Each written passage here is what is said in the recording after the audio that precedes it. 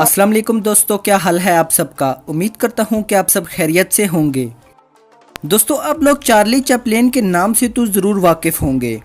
Charlie چپلین کے ساتھ مرنے کے بعد کیا ہوا تھا، تو آج کی اس ویڈیو میں ہم یہی جانیں گے۔ آئیے چلتے ہیں۔ چارلی 16 اپریل 1889 کو انگلستان کے شہر لندن میں پیدا ہوئے۔ چارلی چپلین ایک مزاحیہ اداکار تھے جنہوں نے بغیر کسی آواز کے لوگوں کو ہنسا دیا اور عالمی شہرت یافتہ سٹار بھی بنے۔ ان کی صحت ان کی آخری فلم کی تکمیل کے بعد 1960 کی دہائی کے آخر میں گرنے لگی اور 1972 میں انہیں اکیڈمی ایوارڈ ملنے کے بعد اس میں تیزی آ گئی اور 1977 تک انہیں بولنے اور چلنے پھرنے میں مشکل ہونے لگی اور انہوں نے ویل چیئر کا استعمال شروع کر دیا۔ اپنی زندگی کے آخری دن انہوں نے سوئٹزرلینڈ میں جنیوا لیک کے قریب گزارے۔ 25 دسمبر کو جب پوری دنیا میں موجود مسیحی برادری کرسمس کی خوشیاں منا رہی تھی، اسی دن ہی اس عظیم فنکار کا بلاوا آ گیا۔ کرسمس کے موقع پر جب چارلی چپلین کے بستر کے قریب بیٹھے ایک پادری نے انہیں حوصلہ دیا اور کہا کہ خدا آپ کی روح پر رحم فرمائے، تو اس پر چارلی نے جواب دیا، کیوں نہیں، یہ روح اسی کی تو ہے۔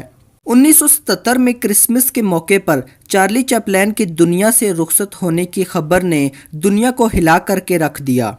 دنیا بھر میں کرسمس کی خوشی غم میں تبدیل ہو کر رہ گئی۔ چارلی چپلین کو سوئٹزرلینڈ کے ایک قبرستان میں دفن کر دیا گیا۔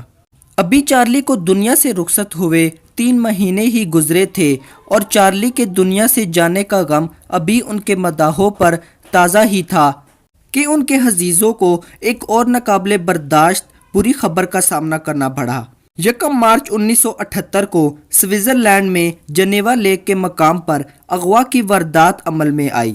2 اغوا کاروں نے جو ان دنوں بے روزگار تھے، انہوں نے ایک منصوبے کے تحت ایک لاش چرا لی اور وہ لاش کسی اور کی نہیں بلکہ چارلی چپلین کی ہی تھی۔ اغوا کاروں نے چارلی کے خاندان سے ناجائز طور پر رقم لینے کے لیے لاش چرائی تھی، جو کہ واپس کرنے کے بدلے میں انہوں نے 6 لاکھ روپے طلب کیے تھے۔ یہ صورتحال اتنی حیرت انگیز تھی کہ ان کی کسی فلم کا حصہ معلوم ہوتی تھی، لیکن پولیس کی مکمل کوششوں سے یہ سازش ناکام ہو گئی۔